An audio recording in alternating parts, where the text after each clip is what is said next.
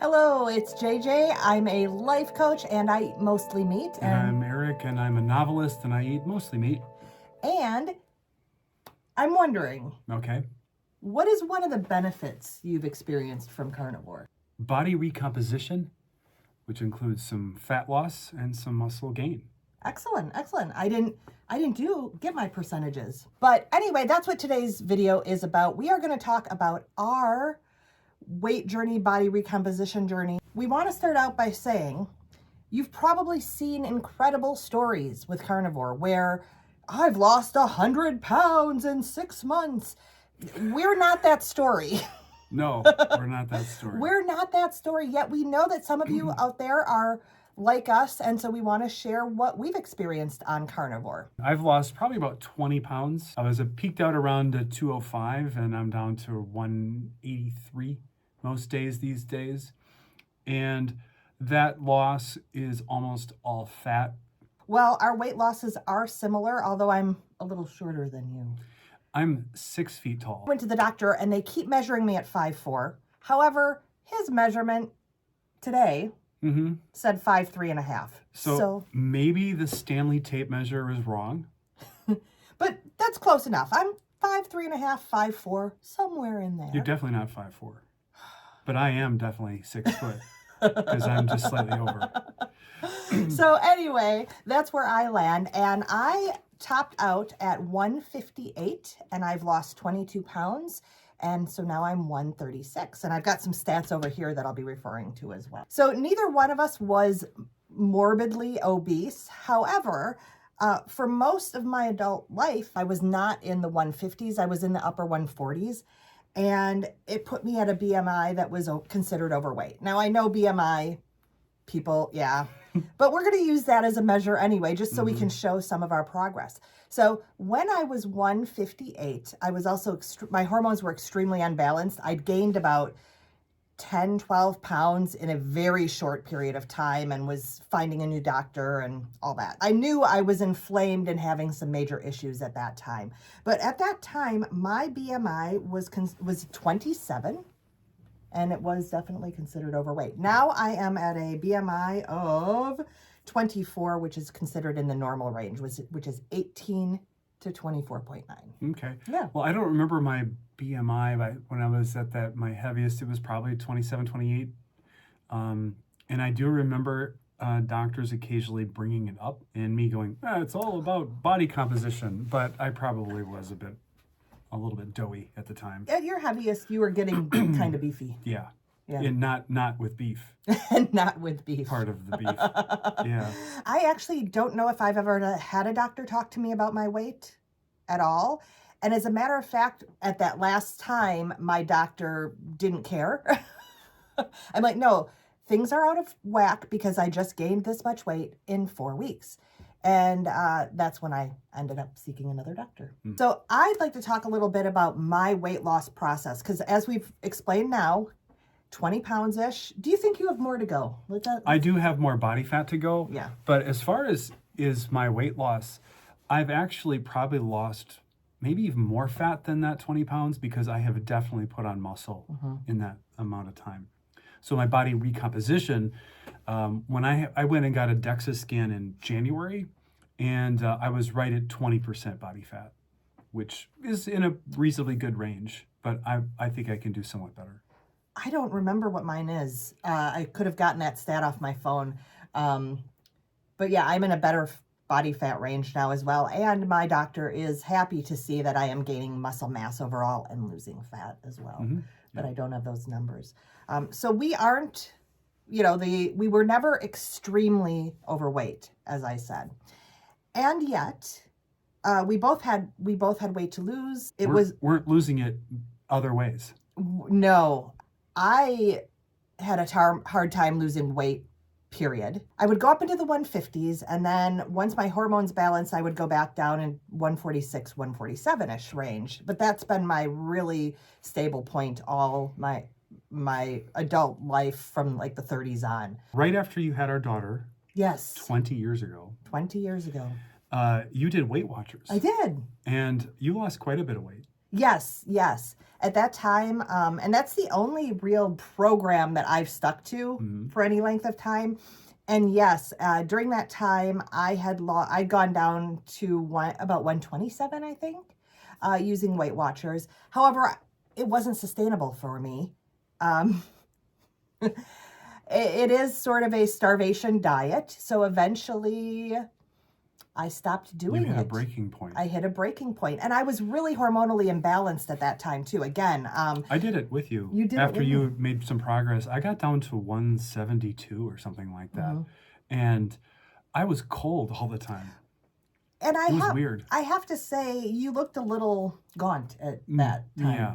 Yeah. And I was probably kind of skinny fat because I probably lost a lot of muscle during that period of time. It worked, but it wasn't sustainable. And we also tended to do things like save all our points for the Weight Watchers Zinger cake. Yeah, or that ice cream cone drumstick. Oh, yeah. Yep. Yeah. Yep. I would actually do an extra half hour at the gym because you could add spendable points to the system by doing more cardio. So I would try to buy desserts by spending more time in steady state cardio. I remember that. Yeah. Buy desserts. That's a good way of putting it. And my weight loss was fairly quick. I remember I really focused on it. We had our daughter in January. And so in the summer is when I started focusing on weight loss. And it didn't take me, it was a couple, 2-3 months maybe. And I got down quite a bit. I started eating mostly meat in October of 2022. I know I've said 21 on some of the videos, but I've made sure I've got it right now. It's 2022, October 2022. I was losing about a half pound a week. So that is not, it's a great weight loss. Like that is one of the things that they say for women too. Like don't expect it to go fast very often. It's going to be slow and steady wins the race for many of us. And so I didn't get down to this weight until June of 2023. So it was very slow, but the diet was sustainable. And I was seeing so many other benefits, including body recomposition, that it wasn't discouraging to me. Yeah. And I had done keto a lot of times in the past decade or more, probably. Yeah. And every time I did keto for 2 or 3 days, I would lose 5 pounds just instantly. And then I would lose maybe a pound a week, and I could sustain that for a long time. And I would occasionally get down into the mid 170s. But the problem was that keto allowed me carbs. And I would tend to use the sweetest, tastiest carbs that really get that sugar addiction thing going. And my weight goes right back up. But then I can start keto and it just magically just evaporates. So it's kind of irritating to some, but I like it. Well, yeah, but it's irritating to me. I don't like the roller coaster, and I don't plan to do that anymore. And I have gotten to a point in my life where I'm like, the benefits of keto that I most prize aren't the weight loss. Yeah. I mean, it's nice, but I'm really focused on trying to manage IBS, acid reflux, my energy, and just my long-term health, which I think for me in the state that I was in, carnivore was a necessary component of it. I agree. Of course, I wanted to lose weight, but I've never been someone to panic. Like I said, I always know that it's a full system thing when I gain weight. And I always knew that I needed something sustainable. After doing the Weight Watchers thing, I knew that it needed to be something simple for me and sustainable. And so when I stumbled on carnivore and eating mostly meat, proper human diet, ketovore, it suddenly became a simple process. And like you said, I've seen so many more benefits with it, including, and for me, a big one is energy. I don't have the IBS issues, but just having energy. And then little things like I've seen, I know there's a Polaris, some name for the bumps. My skin's gotten better. I don't have those bumps on the back of my arms. Spider veins improving, like little things like that all over the place that just make it a way that I don't. Has your hair changed? I've always had kind of. She has what we call Play-Doh head because she has a profusion of very thick hair. Guess who doesn't have that problem? You're the before Play-Doh I'm the head, right? Yeah. And carnivore and all the sunshine has not cured my dead follicles. Yeah. But she has extraordinarily thick hair. A lot of And I was just curious if you'd noticed even more thickening. No, I don't think so. How about your fingernails? Unfortunately, no. I have good hair, bad fingernails, and I haven't really noticed a difference in my fingernails. Maybe you need more collagen. Perhaps. I mean, that's pure speculation. Yet I also know I've heard from other people who've been on keto or carnivore that the healing can take. You notice things like 5 years later, all of a sudden something has shifted. And so I'm in it for the long haul. And yeah. So when was it when I said, hey, I think I'm going to do what you're doing because I see you de-aging in front of my eyes? That is true. He has said that. Like one day I was just like, wait a minute, she looks younger than she did like some months ago. Yeah, so I started in October and it was around May, I believe, of the following year. Yeah, when you mentioned it. Yeah, and jumped on board. I'm pretty sure it's May. Yeah, because I wanted that. And it's nice, let me tell you. I don't know that I've de-aged that much, but I definitely feel better. No, but you got carded, didn't you, recently for being not for being 21? No, for being possibly under 40, which there's no way anyone think I'm under 40 unless you're really young and you just think everybody over 30 is ancient. Yeah. But I was buying some cold medicine. When we look around our town, there's a lot of people who are sick and overweight and struggling with mobility issues who are around our age. So I do think that there is a certain bit of, maybe you don't look under 40, yet you don't look like the other people who are your age, many of them. Yeah. Well, the DEXA scan said that my body fat percentage was in the 92nd percentile. So that means 92% of people in my age, height, ethnicity, or whatever it is, have more body fat. And that's kind of shocking because I feel like I would be pretty average for 1970. It's amazing to watch old news footage or old movies even and just see the changes. People were lean. And I always assumed it was because they were starving, but it was not because they were hungry. And they weren't jacked, though, either. No. I find that very interesting. Like the leading men weren't jacked. No, because they weren't doing bodybuilding. They just weren't eating the food that we have nowadays. Yeah. And so what about waist to height ratio? You've got that on your card? I do have that in my notes because I know that's something that Dr. Berry's been stressing a lot lately around not following BMI.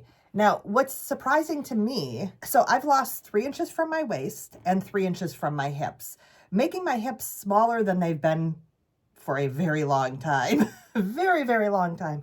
So Dr. Berry recommends 0.5 or under. And even when I had that extra weight, my waist to height ratio was actually 0.5. So according to that, I fell in okay. So that's the circumference of the waist divided by the inches in height. Yes, and don't worry, I did 5.3 and a half. In your calculation? In my calculation. For your height, yeah. For my height calculation. So I was at a 0.5, which he considers not to be bad. And I don't carry a lot in my middle. I tend to carry it in my lower half. But now my weight to height ratio is 0.45. So definitely an improvement. Yeah. I think when I calculated mine the last time, it was around the 0.5 range. So a little bit room for improvement. And you do tend to carry in your stomach. Yeah. That's because it's the visceral fat that's in there that I still haven't gotten rid of yet. Yeah. Now, I think I've been the same weight till approximately June of last year. It is now February. So I've been this weight for 10 months or so. No, less. I don't know. You do the math. You've never told me the numbers, so I've never known. Since last June, I've been approximately this weight. I did get down to 135 once, but didn't stick yet. So anyway, I think I probably have about 10 pounds to lose still. Just judging, I have fat in air, and I don't want to be uber skinny. I know that's not healthy. Yet, looking at my fat deposits that still remain on my body, I think I probably do have about 10 more pounds I could lose. I could probably get down to that Weight Watchers weight. Yet... Is it really a goal? It's just something that might happen. It might happen. Just following the plan we're following. Yeah.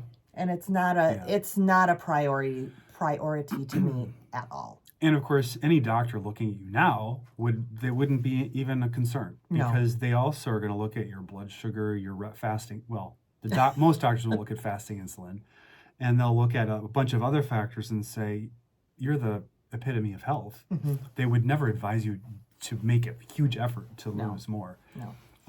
If anything, they would say, lift weights occasionally and just gain some muscle mass. Yes, which my doctor has said. And we were just talking because I did my DEXA scan and it had my bone density on it. Yeah. And my Z-score, which I don't know how it's calculated, was 1.9, which put me in the very, very excellent percentile for people my age and whatever. So my bone density is very good. And I haven't lost any height. But you don't know your bone density numbers yet. No, you said I should go get it. Yeah, I think that it would be good for you to do because then you'd have what do you call one of these? Baseline. That's exactly the term I was thinking. Although it would have been nice to have one. Well, we can't. We can't go back in time. We dang. can't. But we know people in your family who have definitely lost bone density, and so it would be something of concern because this is the key: is that I'm 53. Is that right? Yes. Yeah, I'm 53. You're 29 plus bonus. Yes. And we know that we are definitely on that. You have to maintain it, and if you can build it, you want to, but it's really about slowing the rate of decline. Yeah. Or maybe we can stall it, and I think with muscle mass we can both increase some. Oh, I can. Because we have the vitality and the energy to do it. Yes. And it's the time to do it. It is the time. I have a lot of motivation. Yeah, me too. Yeah. And man, I just keep coming back to that cruise. Oh, yeah. That cruise and it wasn't because of my experience of what I ate and how I felt. It was seeing all the other cruisers and going, there is almost none of them who are metabolically healthy. And I wouldn't prescribe carnivore to a teenager necessarily, but there wasn't one of them on there that I wouldn't say they would be way healthier eating carnivore or minimally keto. That's our weight loss journey and our body recomposition journey. Yeah. We wore black so that we could show how suck in my gut how svelte I am. But let's see. Here, I need to get the right angle. This is relaxed. Oh yeah, you got to do this type. Got to get the angle. I don't know how to do the posing. And I can make my I don't have quite the muscles to wear the Andrew Huberman shirt the way he does. I just realized I was wearing his costume. But I'm thrilled to have, I was always had a tiny waist, and so to be under 30, I'm at 29 inches right now. I'm really pleased with that. You had the popular figure before it was popular. I did. I had the J-Lo thing going on my entire life, and in the 80s, that was not desirable. Well, actually, I shouldn't tell you. See, here's another thing. I should go like this. Yeah. I didn't want it back in the 80s because nobody had a rear end in the 80s, at least the ideal. But I did have a guy in high school who told me, and he was a friend of mine. I don't think he was after me, actually. His friend was, but he wasn't. And he was like, you know what? Guys like that. So thanks, Frank. Oh. But yeah, so yeah, I've always been sort of a little waist and a larger bottom. Yeah. So okay, that got off track. I can delete that part if you want. Although he what can he say? I understand that the husband, it can be a trap to say, like, if I put things out there. Yeah. So that has been our body recomposition. And for me, part of the recomposition is getting more like my high school figure. And for me, it's getting what I wish I would have looked like in high school. Well, yeah, you're definitely building more muscle. I'm way stronger than I was in high school. Holy crap. Yeah. It's not even close. I ate just the worst things, and it's amazing that I'm as healthy as I am today. It just goes to show that we can heal if we give the body what it needs. Yeah. So we would love to hear about your body recomposition journey. If you'd like to share it with us in the comments, that would be great. Yeah. So until next time, bye. Bye.